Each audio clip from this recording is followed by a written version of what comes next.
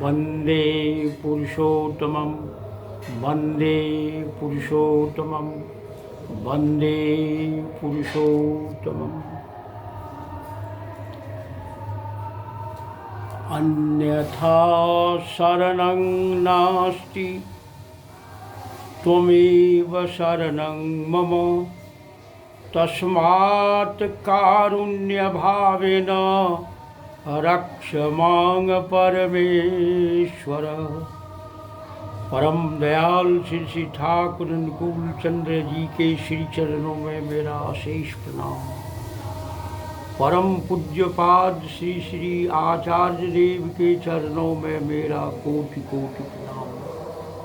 साथ ही सभी बंधुओं, गुरु भाइयों, सत्संग प्रेमियों, सत्ता संवर्धनी आचरण वाले पुरुषों को मेरा प्रणाम, जय गुरु, श्रद्धा निवेदित है। आज है राम नवमी का व्रत है। सनातन धर्म के अनुसार चैत्र मास के शुक्ल पक्ष के नवमी तिथि को राम के जन्म का अनुष्ठान उत्सव मनाया जाता है। यह परंपरा है, चलता है, चलते रहेगा। किंतु आज के राम पूर्वतनी पूर्णम शाश्वतं वर्तमानम। वर्तमान पुरुषोत्तम में पूर्व के सभी पुरुषोत्तमों को मूर्त और जीवंत रूप में पाते हैं। वे आते हैं according to need, place and circumstances, और उद्देश्य है संपूर्ण विश्व का मंगल, संप्रदायगत विरोध को तोड़ना। और आज के युग के पुरुषोत्तम श्री श्री ठाकुर अनुकूल चंद्र जी, जो कभी राम थे, कभी कृष्ण थे, कभी बुद्ध, कभी यीशु मोहम्मद चैतन्य देव, रामकृष्ण देव, वर्तमान में वे मूर्त विग्रह श्री श्री ठाकुर अनुकूल चंद्र जी का भी स्मरण हम इसी प्रसंग में करते हैं, प्रणाम निवेदन करते हैं, जो राम की भक्ति का मौलिक और वास्तविक आधार है। विगत कुछ दिनों से मैं ठाकुर निर्देशित औषधियाँ विभिन्न रोगों के प्रारंभिक तथा पूर्ण स्वस्थता लाभ करने हेतु जो कुछ भी प्रभु अपने श्रीमुख से बताए हैं, साथ ही प्रधान आचार्य देव श्री श्री वारदा भी जो निर्देश दिए हैं, यथासाध्य में उसे रखने का प्रयास कर रहा हूँ। उसी क्रम में आज मैं त्वचा से संबंधित कुछ रोगों का, उसका वास्तविक आयुर्वेदीय इलाज, चिकित्सा और परहेज के विषय में ठाकुर निर्देशित, पूज्यपाद वारदा निर्देशित बातों को रखने का प्रयास करूँगा। मैं बार बार कहता हूँ, ये किसी भी पैठी में न पड़े। पैठी के चंगुल में पड़ना ठीक नहीं है। सबसे बड़ी औषधि है नाम। सभी औषधि हम करी नहीं नाम सन को। चिकित्सा के आदि पुरुष धन्वंतरी बाबा भी यही कहते हैं, ये अचूटानंद गोविंदो नामोच्चारण भेषजात, नशयन्ति सकला रोगा सत्यं सत्यं वदाम्यहम्। तुलसीदास यही कहते हैं, जो हम पाए पीर पेज पीर जर्जर सकल पीरमयी है। और उसे दूर करने के लिए हनुमान जी से भी प्रार्थना करते हैं कि हमारे सारे वेग हरो हनुमान प्रभु, जो कुछ संकट हो या हमारा। यानी राम से कहिए, हे आचार्य देव, प्रभु से कहिए, हमारे विषय में कहिए। हम लोग भी वही करते हैं। तो त्वचा, विज्ञान कहता है जो संपूर्ण शरीर का आवरण है। शरीर के सभी अंग ढके रहते हैं और सुरक्षा तथा मल निःसरण का भी यह एक अंग है। पसीना के माध्यम से विभिन्न प्रकार के जर्म्स को बाहर करते रहता है और इसके तापमान को बनाए रखता है। शरीर का सबसे बड़ा ऑर्गन, अंग त्वचा है। यही शरीर विज्ञान भी कहता है। इसकी सुरक्षा बहुत ही आवश्यक है। तो सर्वप्रथम तो हमें किसी भी रोग को छोटा नहीं समझना चाहिए और प्रभु की दया से किसी भी रोग को असाध्य भी नहीं समझना चाहिए, क्योंकि परमपिता कहते हैं जो death is a curable disease, मृत्यु ही साध्य रोग है। और हमारी लड़ाई है against death, disease, disintegrity and poverty. यह संघर्ष यही है, धर्म युद्ध यही है कि मृत्यु के विरुद्ध युद्ध करना। ठाकुर कहते हैं लड़ाई तब तक चलेगी जब तक मृत्यु को हम अपने वश में न कर लें। यानी हमारी चेतनावाही स्मृति, निरंतरं स्मृति चेतना के साथ बनी रहे, यही है विजय प्राप्त करना। और वह साधना का फल होता है और यह संभव है। तो त्वचा के संबंध में हम लोग चर्चा करेंगे। ठाकुर की बातों का जो सहारा है वो लेंगे। इसलिए मुंह का दाग, ठाकुर जी कहते हैं जो नींबू काट करके मुंह पर, गाल पर, सर पर, लीलार पर अच्छे तरह से घिसना है, आँख बंद रखना है। क्या कहते हैं? नींबू काट कर मुंह पर अच्छे से घिसना है, यानी गाल, लीलार इत्यादि पर। उसमें आँख को बंद रखना है। घिसने के कुछ मिनटों के बाद थोड़ा कम गर्म जल, सुसुम जल, जो चमड़ा पर आघात न दे, से मुंह को धोना है, साफ करना। और उसके बाद नारियल का दूध, यानी नारियल के का पानी नहीं, दूध, नारियल के गुड्डा का रस निकाल लेना है और उसमें मसूर की दाल पीसकर मुंह पर लगाना है। आधा घंटा के बाद मुख को धो लेना है उसी सुसुम जल से।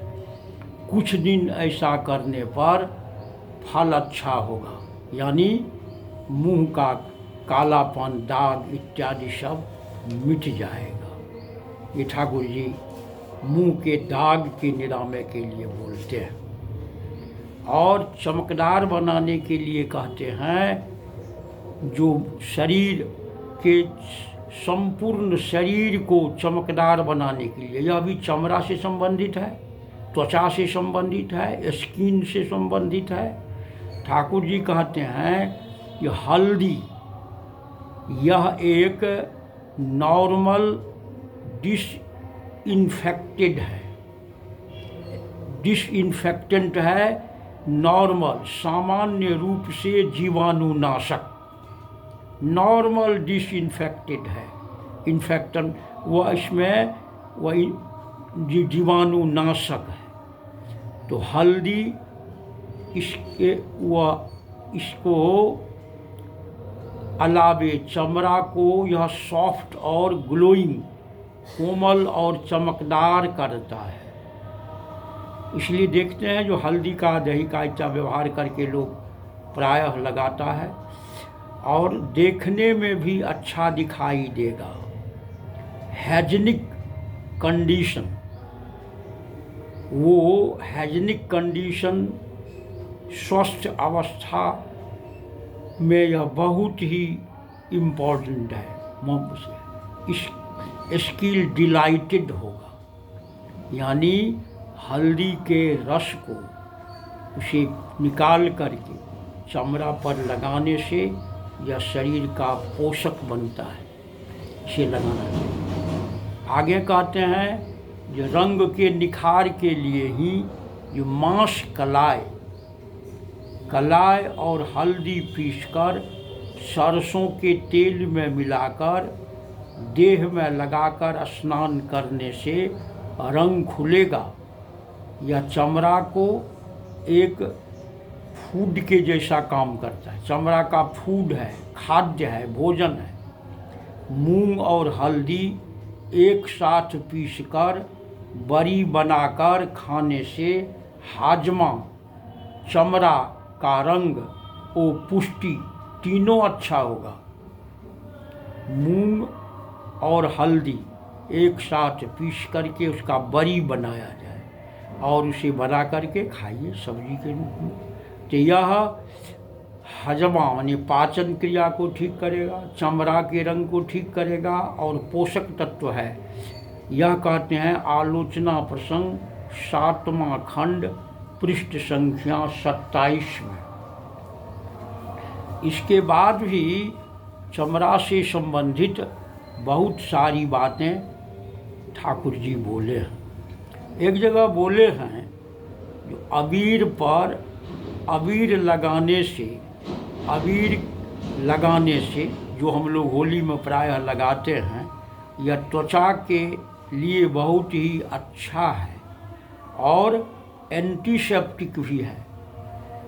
इसीलिए देखते हैं ऋषियों ने क्यों दिया अबीर का लगाना। लेकिन अब अबीर में आजकल बहुत सारा एसिड मिला दिया जाता है, सुगंधित कर दिया जाता है। ऐसा नहीं, शुद्ध अबीर जैसे प्राप्त हो उसमें बिना रंग का वो शरीर में लेप करने से 2-4 दिन में ही वह त्वचा में बहुत सारे जो इन्फेक्शन आया है वह दूर हो जाएगा। फिर कहते हैं ये चिरैता का पानी खाली पेट पीना है एवं नमक कम खाना है।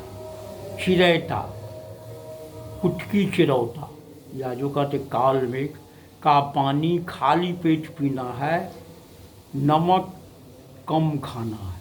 ये कहते हैं कथा निर्झर में दिनांक 24/3/1959 को कोई भक्त गया होगा, उसके पास जो बीमारी थी वो बोले हैं। फिर आगे कहते हैं दूसरी बीमारी, ये तो रंग साफ इत्यादि के लिए है। श्वेत रोग, जिसे हम लोग चर्म रोग के अधीन चरक कहते हैं, चरक श्वेत रोग के रोगी को पूज्यपाद बरदा दवाई बताए हैं।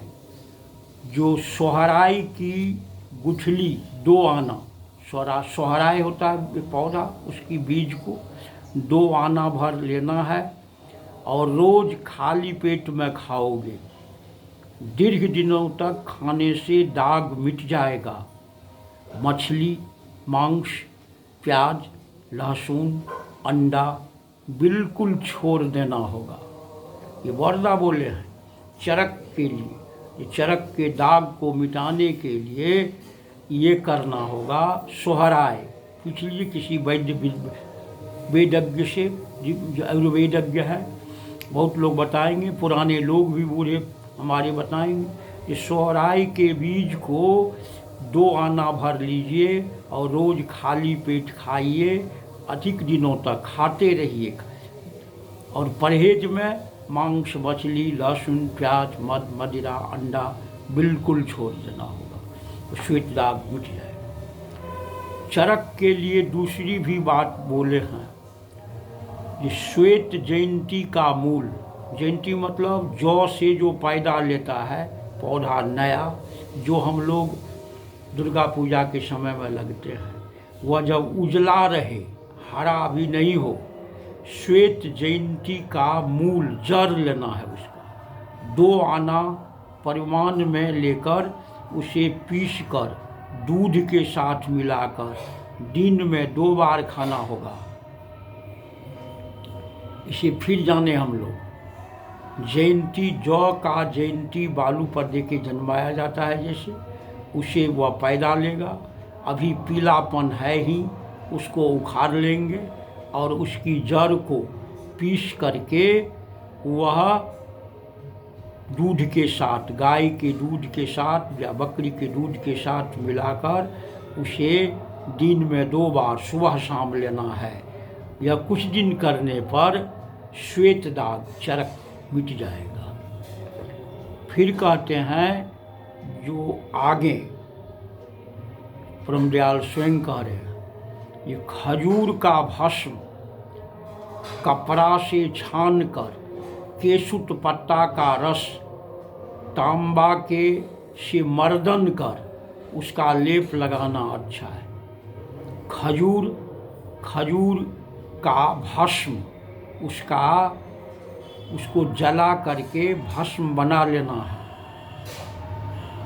छावर, वो छाय बना लेना है, और उसमें केसुत एक पौधा होता है, उस पौधा के जड़ को उखाड़ करके केसुत का पत्ता ले लिया और उसे दोनों को मिलाकर तांबा से रगड़ते रगड़ते रगड़ते एक लेप जैसा बनाना और उस पर लगाना है। और इस चिकित्सा के साथ साथ ठाकुर जी कह रहे हैं, जो केला के पत्ता अथवा कमल के पत्ते पर भात खाओ, केला का पत्ता या पुरैन का पत्ता, कमल का पत्ता, उस पर भात खाओ। इसके अंदर क्लोरोफिल रहता है, वह भी चर्म रोग के लिए सब, और कुष्ठ व्याधि, वो श्वेत कुष्ठ के लिए तो बहुत अच्छा ही है। तो दीपरक्षी में दिनांक 8/4/1950 को ठाकुर जी बतलाए। और पूज्यपाद वारदा इष्ट प्रसंग में 27/3/1978 को एक भक्त को कह रहे हैं, इसी के लिए, यही श्वेत दाग के लिए जो त्रिपाली सेवन करना है, त्रिपाली जो वारदा द्वारा दिया गया नियम के अनुसार बनता है, सत्संग देव घर में उपलब्ध होगा, और उसको त्रिपाली सेवन करना है। तथा केवड़ा फूल के पत्ते का रस, केवड़ा फूल होता है तलवार के जैसे लंबा लंबा धारदार पत्ती होता है, उस केवड़ा फूल का पत्ता लेना है, उसका रस अथवा मूली बीज और खट्टा दही, अगर केवड़ा मिल जाए तो उसका पत्ता, अगर वो नहीं मिले तो मूली के बीज और खट्टा दही साथ पीसकर इसे उस स्थान पर जहाँ श्वेत दाग है पर लेप लगाना चाहिए। परहेज में मांस, मछली, लहसुन, प्याज, अंडा, मद, मदिरा का सर्वथा त्याग, नमक का कम से कम प्रयोग। एक और चर्म रोग होता है दुलपित्ती, वो शरीर पर दुलपित्ती निकलता है, वो चकता होता है, बहुत उसमें खुजलाहट होती है, वो धीरे धीरे अपने भी ठीक हो जाता है।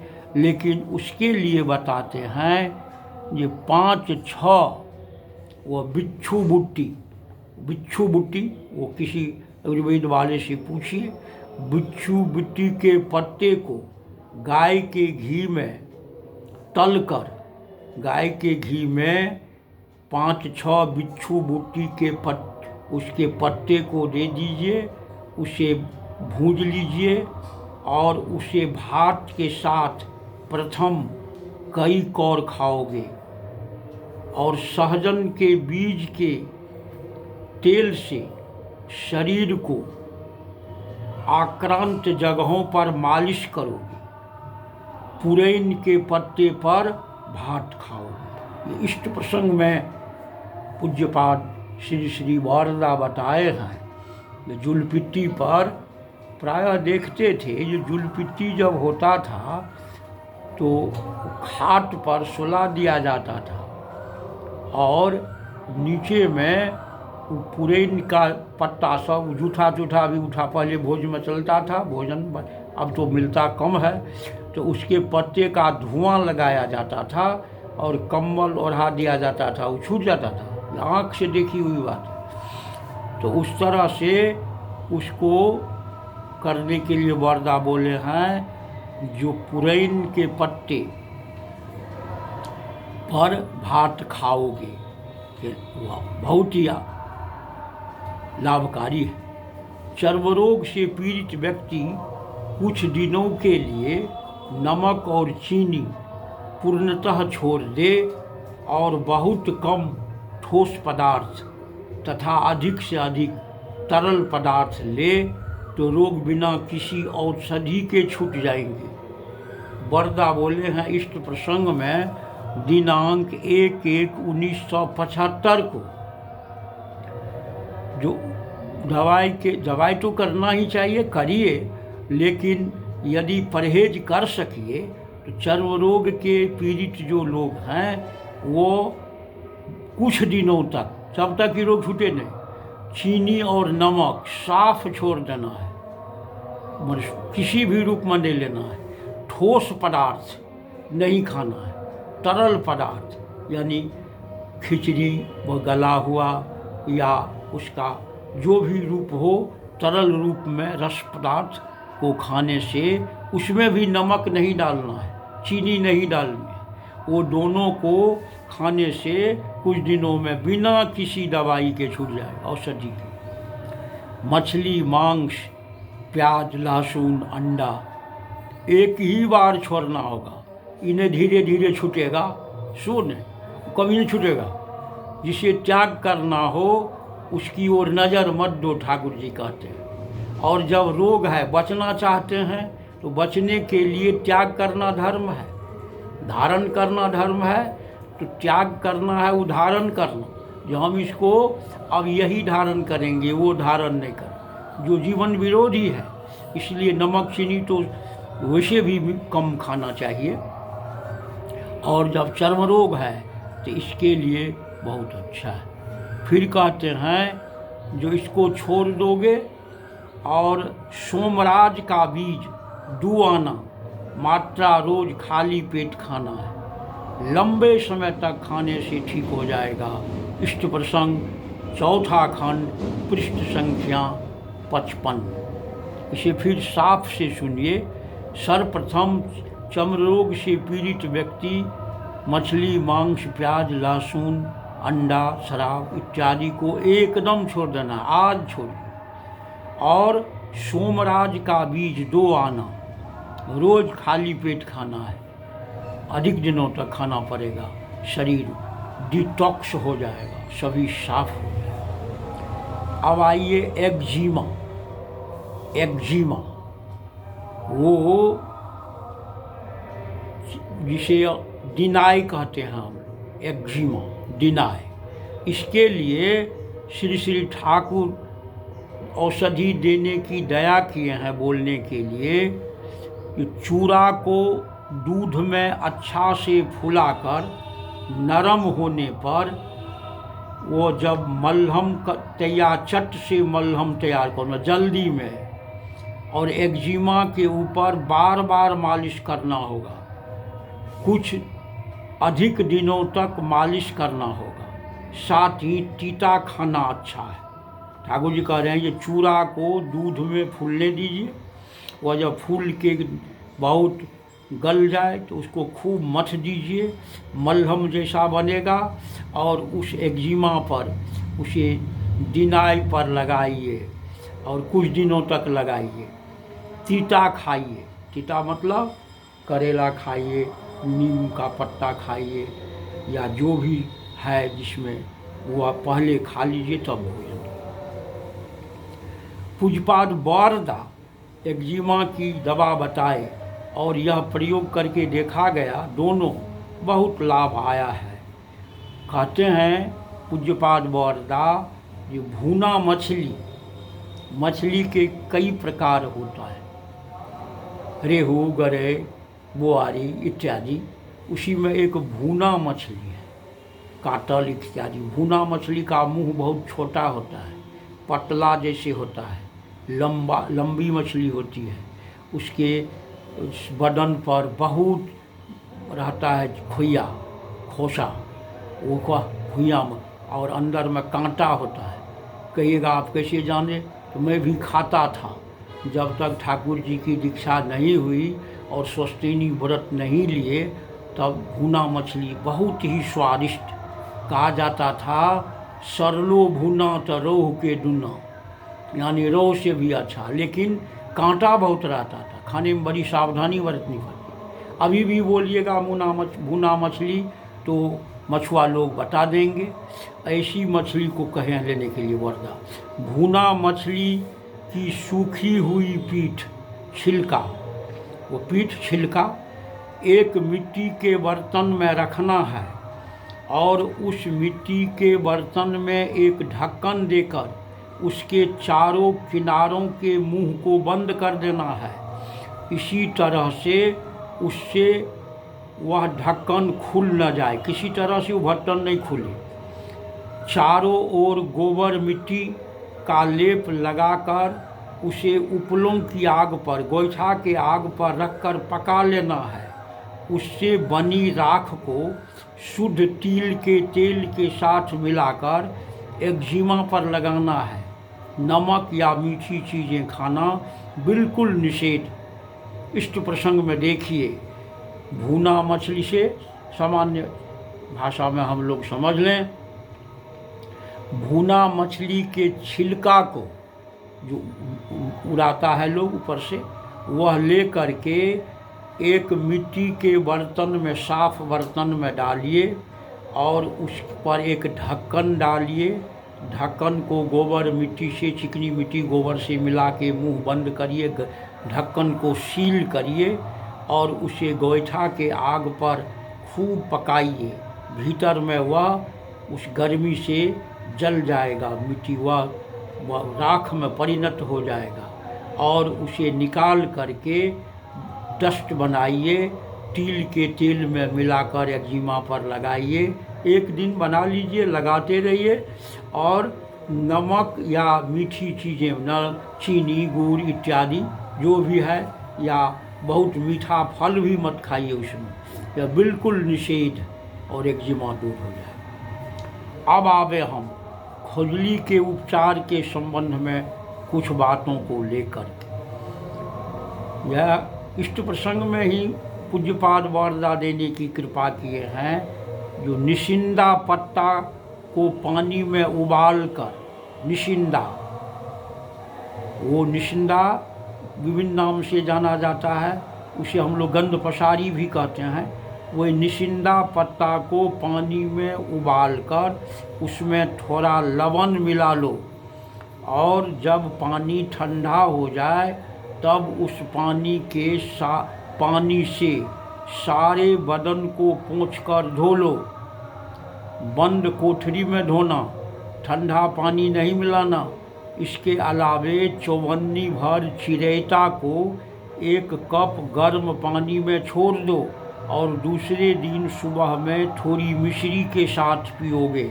5-7 दिनों पीने से ही कम हो जाएगा, कुछ दिन और पीने से वह समाप्त हो जाएगा। निशिंदा का पत्ता मात्रा अनुसार ले लेना है, जिससे स्नान हो जाए आपका। वो निशिंदा मन गंध पसारी का पत्ता लीजिए, उसे मात्रा अनुसार पानी में दीजिए, जिससे आपका स्नान का देह का पूरा बदन भीगे। उसे खूब खौला करके ठंडा होने दीजिए। उसमें ठंडा पानी मत मिलाइए। उस पानी से देह को पोंछिए, 2-3 बार पोंछिए बंद कोठरी में हवा न लगे, ठंडा पानी नहीं मिलाना है। इसके बाद चौवन्नी भर चिरैता को उसको गर्म पानी में फूलने देना है। दूसरे दिन वह एक दिन फूला और दूसरे दिन उस पानी में थोड़ा सा मिश्री बुक के लगा दीजिए और इसे पीजिए। प्रतिदिन ऐसा कीजिए। वो निशिंदा के पत्ते के पानी से शरीर को धोइए और चिरेता को फुला करके उसमें मिश्री मिलाकर पीजिए। 5-7 दिन पीने से ही काम हो जाएगा, और यह काम हो जाएगा मतलब छूट जाएगा। इस प्रसंग में देखिए, त्वचा संबंधी विभिन्न रोगों में सत्संग रसेशना मंदिर औषधि भी है, जिसे त्वक शोधनी विटेक्सॉल एवं प्रिवेंटिना का नियमानुसार प्रयोग करें। वह त्वक संबंधी रोग के लिए वो है त्वक शोधनी, उपलब्ध होने पर मिलेगा, या कोई बनने में कठिनाई बहुत सारी बातें हैं तो, और प्रिवेंटिना और विटेक्सॉल ये सब जो मिलता है वो लगाने पर बहुत सारे त्वचा संबंधी विभिन्न रोगों में, एक ही नहीं सब में है, सब रोग के मुताबिक लगाना है। और प्रिवेंटिना तो हर तरह से अच्छा है। आज के प्रसंग में हम सभी इतनी ही चर्चा करेंगे।